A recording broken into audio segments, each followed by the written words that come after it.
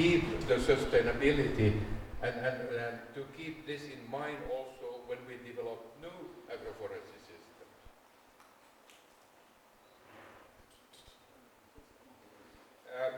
Fortunately, in Sudan, they have realized what damage has been done with monocropping. Of course, we need monocropping, but only with that we can solve the food problem in the world.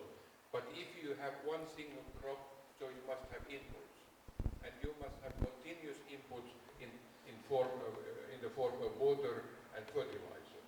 But if you don't have those inputs, if you don't have the water or fertilizer, then you are lost. And then you have to go to traditional.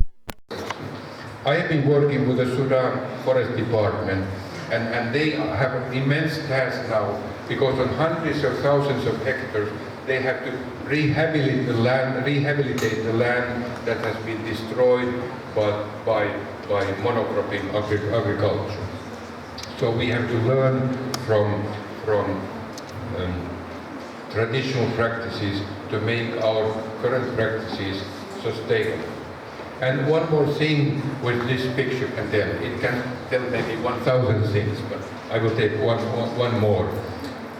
Whose responsibility at the government level is to look at these lands? Unfortunately, at least in Sudan, the Ministry of Agriculture only looks at irrigation schemes. No one cares in agriculture administration about these lands. So it has been left to forestry administration. It's under forest administration and forest policy producing food. And this puts a tremendous challenge also on education, on research, on policy development, to take care of the necessary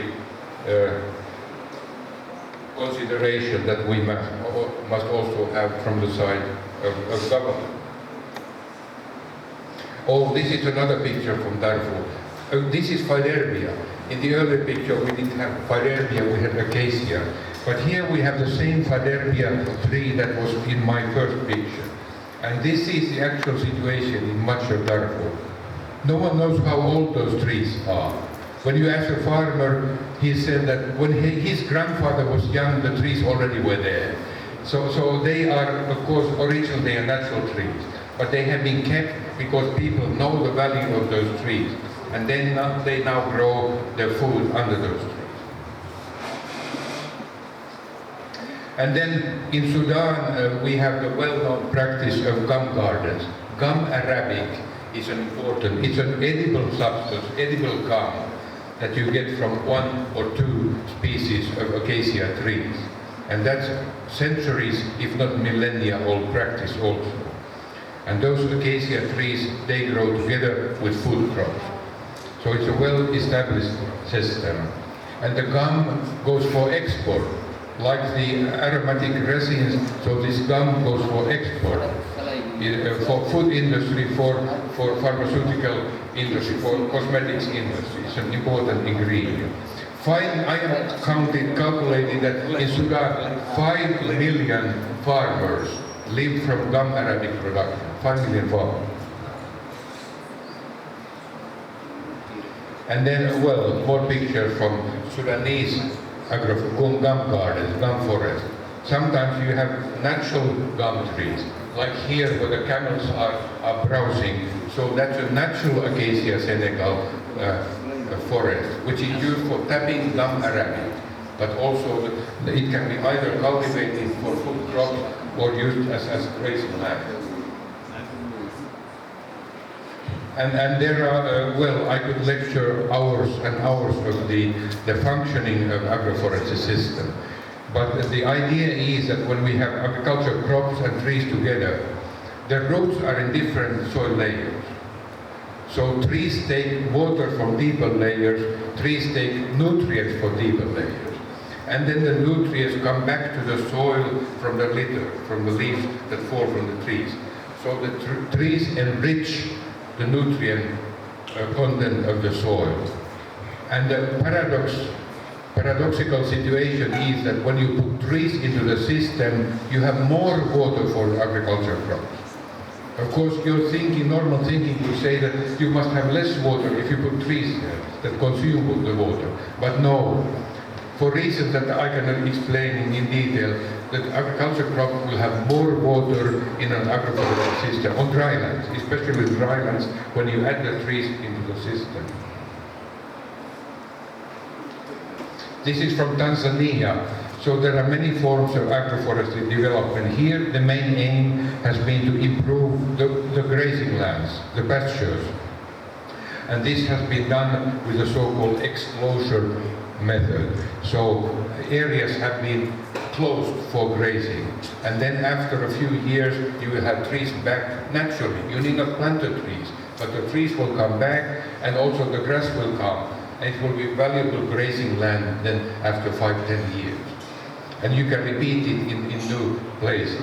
So in Tanzania, ICRAF has been promoting this on at least 500,000 hectares that have been rehabilitated in this way. Let's now go to forest ownership, evolution and devolution. And this shows the normal processes that we are dealing with. We normally start with government control. The most common situation is that government controls land ownership and land use. Control to privatization. It will be private land directly. Or it may become then corporate ownership. Say private enterprises own the land. There are different lines. But devolution is now something that we try to promote because it has been seen that the government cannot manage the land properly. Most countries have experienced that. I was developing the National Forestry Program for Kenya, and we came to the conclusion that government cannot manage the land. So you must find other ways to do it. Either communal ownership or then private enterprise. Each country has its own solutions to those problems. And if we look at ownership or land use rights, so we have to remember that it is not one concept, not that you have a right or you don't have the right, but there are different concepts of ownership and land right. One of my students, Pia Katila, she did her doctoral thesis on this, and that reference is available if you want to go deeper into that. So she divided land ownership or property rights into different components, like use rights, transfer rights, exclusion rights, security of rights, duration of rights, management rights. So they all are different things. And in different places you emphasize either one or the other, or you have different combinations of those rights. And that complete picture then determines how land is managed. The next picture, either it makes it clear or it makes you more confusing, depending on how you look at it. But this is from Pia Katila's doctoral thesis. Don't pay attention to the abbreviations. They refer to different projects, to 5 different projects in as many countries. But rights can be divided, in addition to what I said earlier, into secure rights and insecure rights. And they can be divided into long-term rights and short-term rights. And then you have all possible combinations of these rights. You can also add control rights. In this case, we have added extensive control rights. So those projects in this graph represent a case where you have insecure rights, but long-term rights, and you have extensive control rights also. So different combinations of these different types of rights. And what made Pia Katila's thesis so good, she analyzed it in a quantitative way. You can normally use it in a qualitative way, but she did a numerical analysis on this right. Very interesting methodological development in her work. Then some special features of drylands and dryland agroforestry. This is also one of my favorite pictures. That shows the point where the resilience of drylands is hidden. I dare say this. So it shows how trees regenerate in the dryland. In scientific literature, in forestry literature, copies mean roots or stumps previously, vegetative. But simple solution is that they come from both. They come from a combination of both. So that plant that I'm showing in this picture is what I would call seedling coffees. So it's a seedling originally, but it will be cut every year. It will be eaten by animals, it will be destroyed by the fire, but it will sprout every year. So it's not copies, it's not a seedling, but something between. And the resilience, that's a useful term also for when looking at dryland. So ecologically, the resilience is hidden in this very capacity of trees to regenerate. So not only dependent directly on the seeds that are in the soil or the sprouts that come up every year, but you have this special mechanism that gives more resilience. And what is resilience? Resilience means ability to return to the original state. But I want to add to that other types of resilience. Agriculture, which makes it stronger. It makes the crop cultivation stronger, animal husbandry stronger. Because you have cultures on dry land, people who have adapted and who have developed their culture to be able to be there. So if you read the literature, or let's say political islands where people are poor, you have to go and help them. The strongest people we have in the world, in the marginal area, in the drylands, because of life, because most of the farmers practice agroforestry in one way or another. And agroforestry gives benefits, economic benefits. Sudan is a very special case because the gum Arabic trade, which is so important, it brings export earnings to the country. That's a very special feature. Then they have also in Sudan developed new types or a whole variety of participatory methods for land management, giving people rights to manage the forest resources and to benefit from those resources. The picture here is a good example. The acacia forest, in this case, established with Acacia nilotica tree. So it has been established and managed by the government in Sudan, by the forestry administration. But it's free for the local people to use for their, especially for their grazing, for the animals. So during the dry season, this forest is the only place where animals can have food from trees, from the ground, eating the pods, the leaves, the twigs of the trees. So the benefit is kind of a benefit sharing between the government and the local people in this case. But there are also challenges. This originally refers to Sudan, but we can make it more general for the whole Horn of Africa region. If you can see this little graph, so those columns show, this is from our recent studies that I did with my Sudanese students in Sudan. So the columns show the crop yield, three different crop plants, millet, sorghum and sesame, and the black column is sorghum. That is the most interesting here. And there are different agricultural practices. The last columns, only this one is agroforestry. Here we have three different kinds of monocropping. And you see agroforestry gave the highest yield of food crops, the highest yield. Almost twice as high was the sorghum yield as compared with monocropping. But farmers did not want to have this agroforestry. Everybody knew that if you have trees on farmland, so you get more higher yields from your cropland. But they didn't want to have it because of land use policy by law, and this is unfortunately the situation in so many countries. If you have trees on land, it belongs automatically to the government. So if farmers have trees on the land, they don't have land security. Anytime the government can come and say, this is our land, this is not yours. So even if the farmers knew that you have better yields with trees. So they don't practice it because the policy is not in place to allow them to grow food crops with trees. And this means, of course, that we must have policy change. And this process is going on now, fortunately, in many countries, also in this region. The other points here I have already dealt with. Then we'll look at the challenges. I'm coming soon to the end of my presentation before we go to introduction of what Vitry is doing. So we have training challenges, training and research. Research was already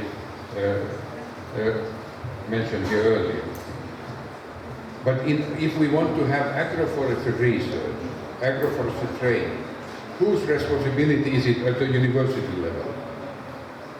Because traditionally we have agricultural education, we have forestry education, and agroforestry falls in between.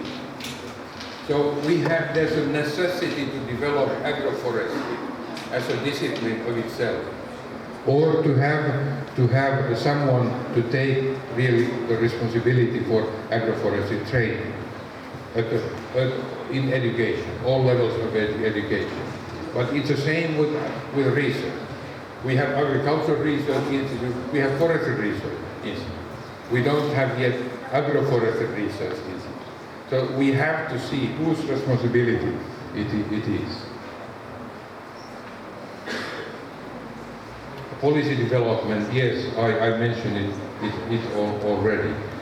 So there are several possibilities for what we can call participatory management methods on dryland.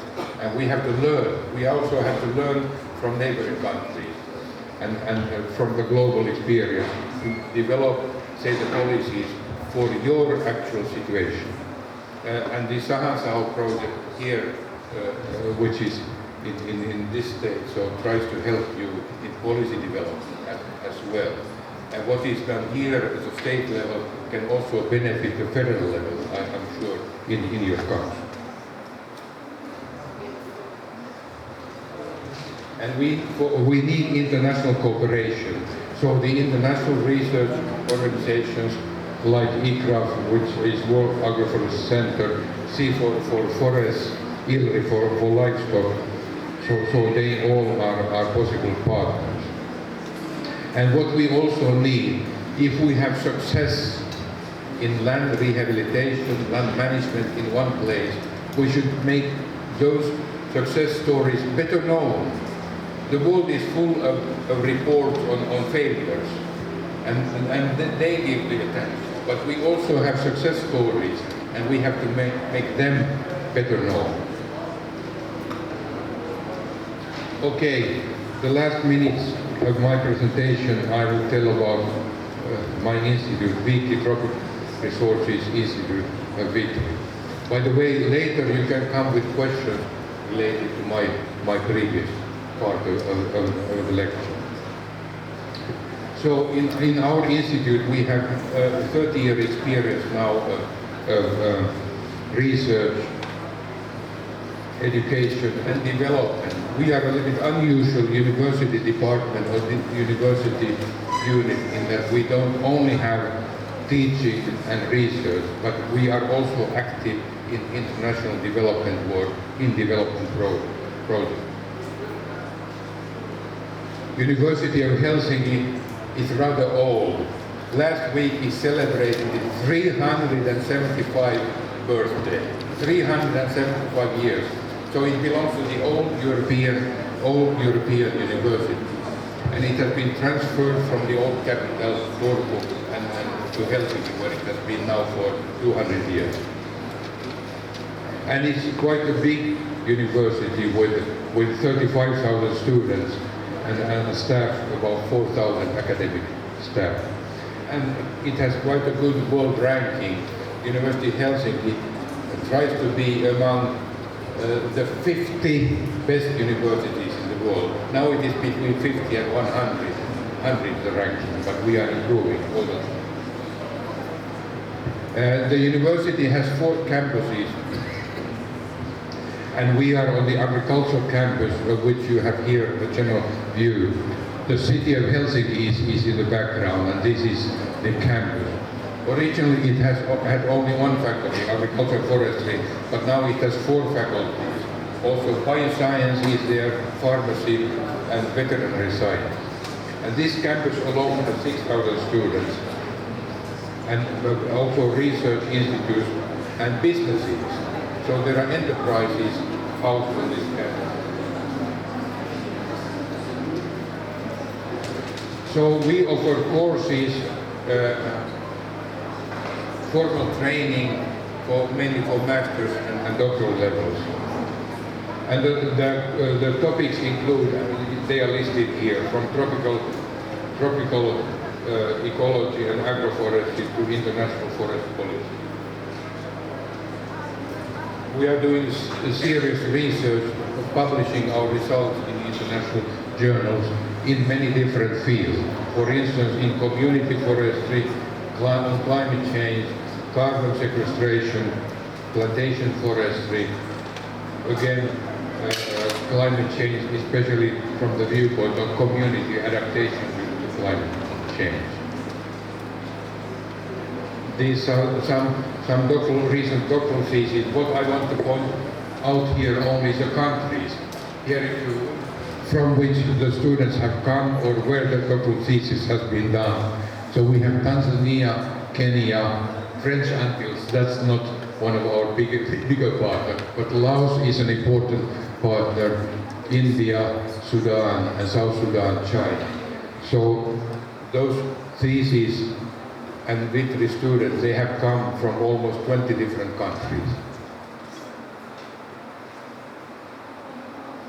And in teaching and research, both in teaching and research, there is a holistic approach to solve the problems of natural resource management in tropical countries and developing countries. And then master studies are offered on a regular basis in the English language. We use our national language, is Finnish and Swedish, in much of the teaching, but English is very much used in teaching also. So there's for instance, the forestry, there is a 2.5-year master's course that is open for anyone to apply. Unfortunately, we don't have scholarships for those courses, so people who come must find their own finance. But Finland doesn't have any tuition. University education is free. You don't pay for university. You don't pay for any schools in Finland, but of course living costs are quite high. This is from our field courses. Agroforestry practices have been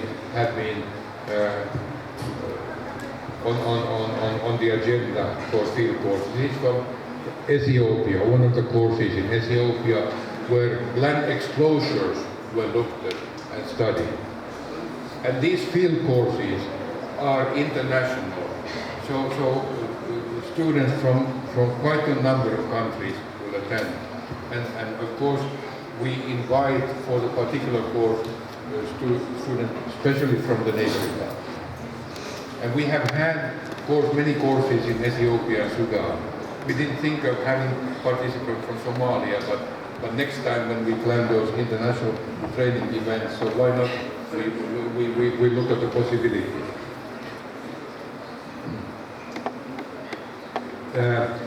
Research and development-oriented research has been quite important. Whitley has commonly trained staff, for instance, for research institutes. This is the picture is from training that we gave to Kenya Forest Research Institute. We trained their staff in ecological measurements, and in this case, measuring photosynthesis in the dry. Ongoing projects in countries like Mali, Guinea, Sierra Leone, Indonesia, Peru, Tanzania, and Mozambique. Yeah, one more thing. Community-based management of trees and forests. This is also in the core of Whitley activities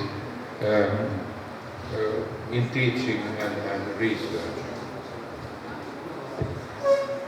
that shows a village meeting in Sudan. You may recognize that it is Sudan, where men are planning where to plant trees. In Somalia, it would be women who meet and think where to plant trees. We had recently a project in South Sudan. The place was not very easy to work. It's the northernmost point of South Sudan. This is South Sudan, but we have Sudan on both three sides. And when they started shooting over the border towards our demonstration farm, so we decided that this is not, at least for the time being, our place. So we moved our activities to another place. Say that we want to be involved in post-conflict, post-civil war, sustainable use and management of natural resources. This is one of our leading themes. So thank you very much for your attention.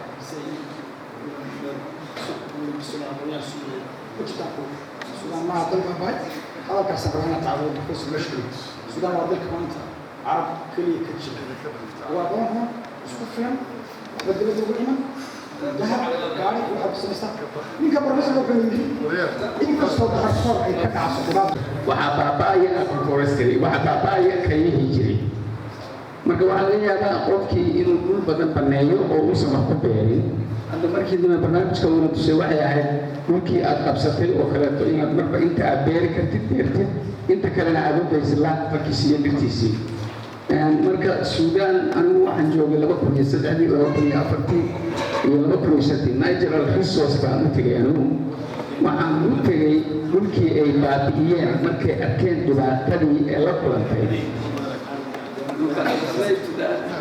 marka dhibaatadii markay arkeen oo climatic factors jooga isbedelay dhulkii qabowga ahaa qabowgii ka tagay dhulkii wax soo saarka lahaa wax soo saarka ka xumaaday cimiladii oo yani climate factors waa naqaanaa waa roobka iyo dabaysha iyo cimilada iyo wixii la xidhiidho dhan wixii oo dhan markay isbedeleen ayay dib waxay u gaareen inay u beeraan iyagu community forestskan hadda la sheegayo waxaa jira hadda dhulka qaybtiis community forests xaafadda gurigooda xaafad ka mid ah ayaa meel kayn oo beera ay leedahay dhirta in laga gooyay iyo noqolay in laga shaqeeyay iyo noqolay because iyaga baa resource-koodii geliyay iyo awooddoodii marka dhibaatadan waa dhibaato la soo taabtay markii la arkay dhulku sida uu land degradation ugu dhacayo oo dhulku u burburayo oo dhul desertification nabaad guurku u dhacayaan ummaddu marka waxbay baranaysaa marka horta waxa laga yaabaa inay khibradii u lahayd waxa weeye dib ay uga faa'iideysan innagu hadda stage-keenu marayno wey maanteenu waxaynu u baahanahay inaynu aad iyo aad u samayno anoo ka faa'iideysanaya ardayda jaamacadda dhiganaysay land recovery systemka inaynu hormarino innagaa laynaga rabaa Suudaan waxaa dhici jirtay meelaha qaybtood mar aan joogay meel sooqa la yidhaahdo oo ku taalo brain science-ka oo ahaa waa jaamacadda Suudaan bay ka mid tahay faculty ka mid ah waxaa dhici jirtay in kumayaalkeed bay qolada waxaa deeraysa qolada brain science-ka ayaa deeraysa ardayda jaamacadaha dhigta iyo ardayda secondariyada dhigata kasoo qaad 12,000 trees baa la beeray oo si oo boolbood ku jira caagad ku jira baa la beeray ama dhaba ku jira laba maalmood bay ardaydu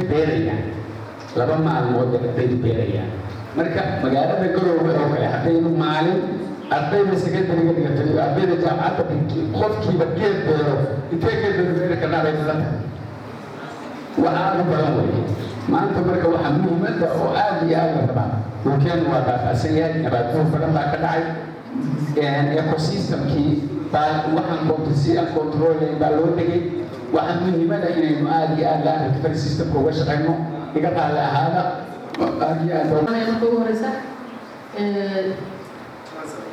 dadka meesha isugu yimid dhan waxaan aad runta wax saa u sii weyn maahay laakiin professionka baa wuxuu professionkaygii oo adaneeya beeraha wax badan baan ahaa yani waan soo dhaqnay cilmiga beeraha in ugu filan intaan tagaya sida hadda walaalka iga horeeyay waa iska shaqeynaa cali waraabe marka waxaan ka hadlaynaa waxa laga hadlaya waa deegaanka iyo beerihii kulli waxay isku leeyihiin saameyn bay isku leeyihiin marka horta darsigu waa idhaaf waa la dareemayay xoogaa xaggaan fadhiyay مرة ما سوى على الإشي وحالي وحنا سوتها وحنا environment يعمل forestry marka aad ma ugu faaxsanahay ardada walaalahay oo jaamacadda wadana kulligeena waxaan leeyahay sida hadda oo walaalkii hore sheegay in aan baad ka qaadano sidii loo dhireyn lahaa dhulka marka la dhireeyo deegaanka dhireyntiisu waxay keenaysaa marka ugu horeysa roobka oo inoo soo jiidaysaa marka xigana waa qofinaysaa dhulkii waa labada shay ugu muhiimsan labada shay haddaynu helo waa muhiim jiddan weeye sida uu hadda u sheegana waa jiraan waxaa jira wax la yidhaahdo waxaa ka dhacay gaari erosions badan oo dhulkii oo dhan uu dildilaacay wuxuu u baahan yahay hawl buu u baahan yahay iyo maaragtay dhaqaale u baahan yahay in investment lagu sameeyo sidii dhulkii loo horumarin lahaa beeraha dhulku waa iska bannaan yahay hadda markaan ogaan joogno oo kale dhulku waa open area wuxuu u baahan yahay marka dad maalgashta oo ka bixiya labada dhinac wax soo saarkiina keena oo beerihii meesha ka abuura secondly marka kalena sameeya dhulka in maaragta loo sameeyo sidii loo dhiran lahaa si looga hortago gaari erosion aan sheegayno oo dhulka dildilaaca inta badan u keenay aad baan idinku mahadcelinayaa intaasaan idinku soo saaciyey waa mahadsantihiin crops on trees on some landmarks. What is the economic profit of that? Putting trees and crops on same land. ardada iyo maamulka jaamacadda PhD Islaamiga sida loo maadinayaa gudaha isbitaalada sheegay magacay waa maxamed ciise waxaan ka socdaa wasaaradda deegaanka barnaamijkan waxa weeye dadku sida fiican u taabanaya anaga iyo wasaaradda beeraha noonay saaxiibada wasaaradda beeraha way hadleen ardayga uu mahadsan yahay su-aashiisa intaysan khubarada u gudbana naftayga waxaan rabnaa waxay ka dhawo agricultureka marka beeraha keliya la beeraya monocrops la yidhaahdo ciidda nutritionkeedii nafaqadeedii baa qudaartii qaadanaysaa yacni 6 bilood kadib waa jaraysaa soo maha dhir cusub baad beeraysaa nafaqadii misna dhirta kala qaadanaysaa misna waad beeraysaa nafaqadii dhirta kala qaadaysaa sidoo kale waxaa jirta markaad wax beeraysa maxaa samaysaa dhulka ciidda waa carragediyaa soo maha marka ciidda carragedi particleska ciidda ay ka kooban tahay baa kala fidinaysaa markaa kadib waxaa dhacaya 2 arrimood dabayshu waxay qaadaysaa ciidda qayb ka mida wind erosion baa la yidhaahdaa sidoo kale biyihii aan meesha ku shubtay ama roobkii daay oo socday daadkii muxuu qaadaya isaguna ciiddii nafaqada lahayd buu qaadayaa taabaa marka waxay sababaysaa in dhulkii mataqaanaa land degradation oo ku dhaco ama dhulkii baaboo dhirta marka meesha lagu beero maxay faa'iido keenaysaa waxay keenaysaa dhirtu nitrogen cycle iyo phosphorus cycle soo wada maqlay bay yacni cycle garanaysaa ciidda nafaqadeeda bay siyaadinaysaa sidoo kale xididada dhirta waxay samaynayaan ciiddi bay isku haynayaan dhirta meesha waaweyn ka taagan ciiddi bay isku haynayaan ciiddi mataqaanaa soil erosion ku dhacayo taasaa marka waxay keenaysaa sidoo kale waxaa samayn karta economica soo qaatay dhirtan aad beertay energy waa u isticmaali kartaa oo xaabaa ka dhigi kartaa qoryaheeda baa construction u isticmaali kartaa iyadana waxay leedahay faa'iidadaasay leedahay faa'iidooyinkaas kale xagga leedahay oo xoolihii baa kuwa cunaya oo wax walba faa'iidooyinka badan bay ku leedahay dhibaatadu waxay naga haysataa haddaan qolyaha deegaanka magaalada gobolka keliyaha la dhigay xaafad baa waxaasa samaynaya innaga Soomaali haddaan isma saarno mas-uuliyad yacni dhirta faa'iidada leedahay waa wixii laydin sheegaya oo dhan gurigaa geed lagu horbeerayaa xaafadana waxaa leeyihi waraabiga keliya waa suurtaba wey annaga waxaan soo saarnaa ugu yaraan 50,000 oo geed bishii waxaa naga qaata iskuulaadka hosbitaalada xaafadaha 50,000 ay qaataan 100 ka midna ma baxdo ah sababtoo waxay sameeyeen geedka waa beeraaniin meeshii bay uga tagaaneen marka innaga waxaa loo baahaya mataqaana inaynu iska saarno mas-uuliyad gaara jaamacadda waxaan kalasanayaa that were presented here and try to elaborate on them. One is the interaction between trees and crops. So what are the benefits from those systems? We call it intercropping. I didn't use that word earlier, but we can also call it intercropping if we have trees and food crop. And the other issue is desertification and climate change, if you allow me to focus on these 2 points. So the benefits from trees in agricultural production systems are twofold. We have the tree products, of course. Trees give products, different products. We have wood, we have fodder for animals, and we have non-wood products. Sometimes very valuable products as the aromatic resins or gum arabic show. But we also have benefits from trees for the agriculture crops, direct benefits. That's why we often call the trees fertilizer trees, because they increase the amount of nutrients in the soil, and they also improve the water balance. We come from nutrient balance and water balance, but there is one but important condition here. You must choose the right types of trees. So Faderbia is one of the trees that is often recommended because it has a deep root system that does not interfere with the roots of the crop plant. And then it drops its leaves during the growing season. So two obvious benefits. Sometimes we have trees which have superficial roots, roots that are close to the surface of the soil. And of course those roots will interfere with crops. Eucalypts are often mentioned as trees that should not be used in direct agroforestry, not in intercropping. You can grow them in separate stands, but not mixed with crops. That's another thing. And I mentioned water and nutrients, but there's one more factor that trees bring in while improving the soil. They increase the organic material content of the soil, organic material in the soil. Soil carbon, as soil scientists call it. So when we increase the organic material in the soil, it comes from the litter. Dry leaves that fall from trees, we call it litter. And that litter decomposes and goes into the soil and increases the physical properties, not the chemical properties, but the physical properties of the soil, which makes it easier for the soil to absorb and keep both water and nutrients. And one more point, when you have increased the organic material in the soil has better ability to keep fertilizers, chemical fertilizers. So the benefit from chemical fertilizers is better when you have more organic carbon in the soil. And as a consequence of all those factors, agroforestry systems will be more resistant to climate change, because trees suffer less from water deficit in agroforestry system than they otherwise would be. So if less rain, crops in agroforestry systems survive better and give better yields than crops without trees. Then the climate change itself. Too often we blame the climate change for everything that is bad, If something fails, we say it's a climate change. So please come and help us to combat the climate change. But that's the wrong thing. Yes, we have desertification, but remember, most of the desertification is caused by direct human action, not by climate change. So it's overgrazing and unsustainable use of trees. Those lead desertification, not the climate change. In the long run, that may be the factor, but we should not put as a first thing the climate change when you have a degradation of the environment. It's caused by us, it's caused by humans, it's caused by the animals, and we should remember that.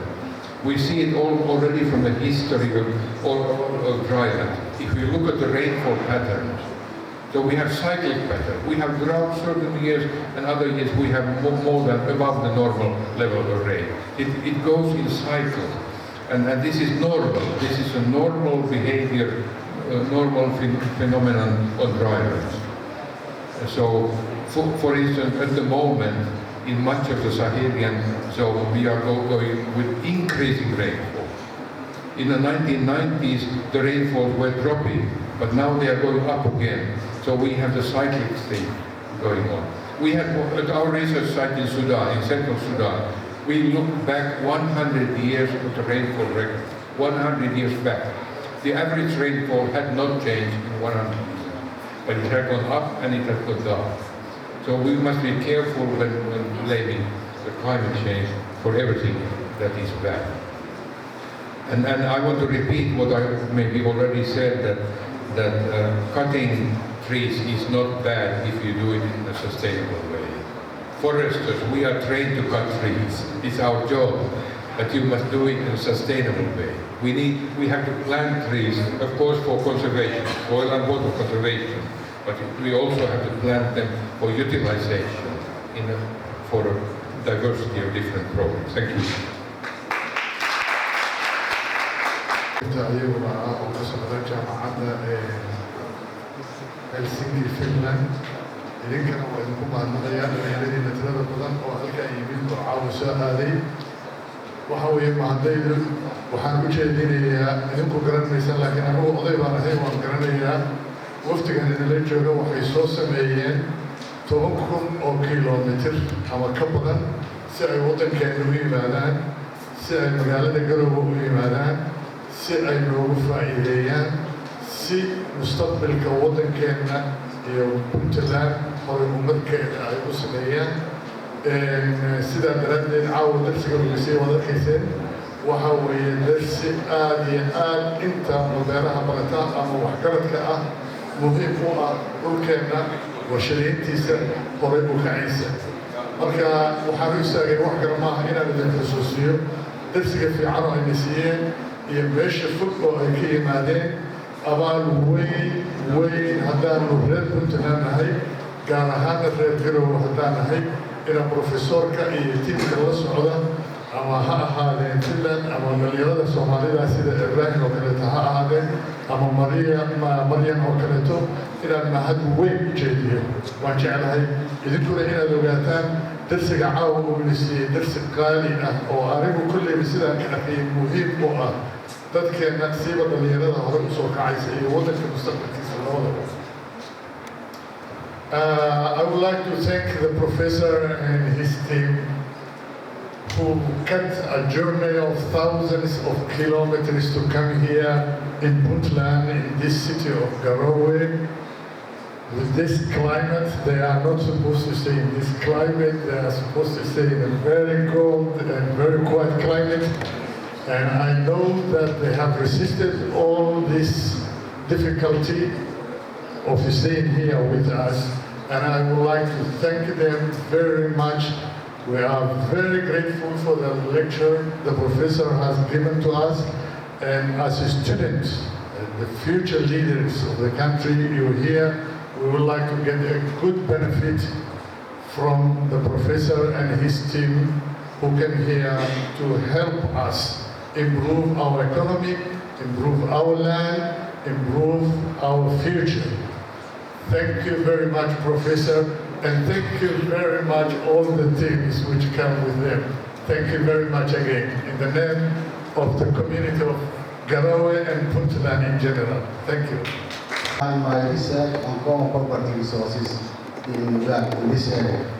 So I enjoyed one of your students' thesis. I'll get the references later on.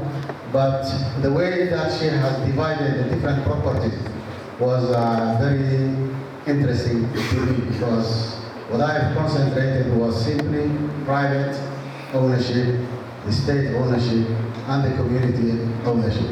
But she has done more than that. I think almost 11 classifications of ownership in the agroforestry area. Thanks very much.